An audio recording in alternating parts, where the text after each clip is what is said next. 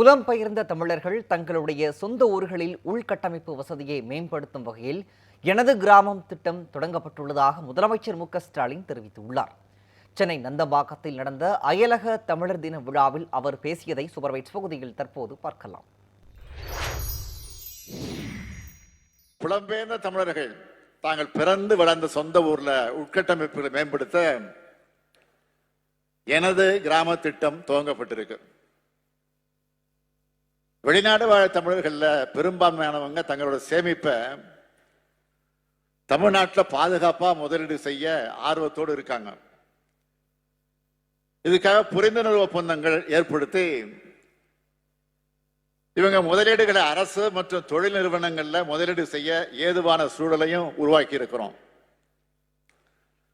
ஒவ்வொரு ஆண்டும் ஜனவரி 12ஆம் நாள் அயலக தமிழர் நாளான இந்த நாளை கொண்டாடி கொண்டிருக்கிறோம். அதை அறிவிச்சோம். 3 வருஷம் தொடர்ந்து கொண்டாடி கொண்டிருக்கிறோம்.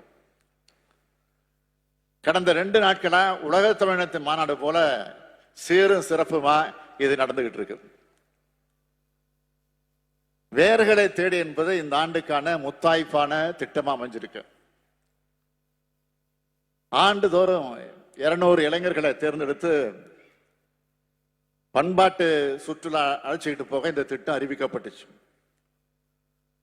அதன்படி 58 இளைஞர்களை தமிழ்நாட்டுக்கு அழைச்சிட்டு வந்து டிசம்பர் 27 முதல் ஜனவரி 10ஆம் தேதி வரை 15 நாட்கள் தமிழ்நாடு முழுக்க இருக்கிற கலை, இலக்கியம், பண்பாடு, பழம்பெரும் கட்டடம், வணிகம், விடுதலை போராட்டத்தில் நம்ம பங்கேற்பு, ஆடைகள் தயாரித்தல், அணிகலன் செய்தல், தமிழர்களுடைய எல்லா மாண்புகளையும் பார்த்துட்டு வந்து அவங்க அனுபவங்களை இங்க பகிர்ந்துக்கிட்டாங்க. இதுலயே இந்த திட்டத்தோட வெற்றியை